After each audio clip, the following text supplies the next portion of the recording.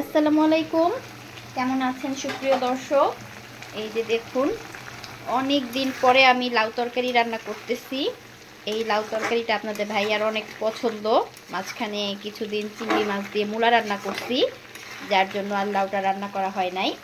তো আজকে বেশ কিছুদিন পরে লাউ রান্না করছি।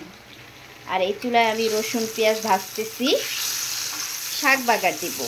এই যে শাক ভাত দিয়ে রাখছি, এটা গাজীপুর থেকে আমার মা জননী পাঠাইছে। এটা হচ্ছে পাঁচমিশালি শাক। এখানে অনেক রকমের শাক আছে। তো রসুনটা আর শুকনা মরিচটা ভাজা হয়ে গেছে, এখন আমি শাকটা বাগার দিতেছি। এই শাকটা আমার অনেক পছন্দ। এই শাকটা সাধারণত ধান খেতে বা বিলে হয়, এটা বাসার মধ্যে হয় না। তো মা আমার জন্য এগুলা অ্যারেঞ্জ করছে, তারপরে পাঠাইছে।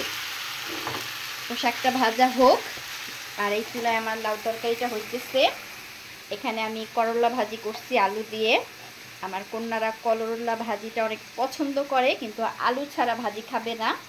আলুর পরিমাণটা অনেক বেশি দিতে হবে। তো আমি একটু বেশি করে আলু দিয়ে তারপরে করলা ভাজিটা করছি। লাউ তরকারিটার মধ্যে একেবারেই মশলা কম দিছি, একদম সাদা সাদা টাইপের একটা তরকারি। এটা হয়ে গেলে আমি ধনিয়া পাতা দিয়ে তারপরে নামিয়ে নিব। তো শাকটা হচ্ছে, এ হচ্ছে আমার রাতের রান্না। আমি সবসময় রাতেই রান্না করি, দিনের বেলা রান্না করা হয় না।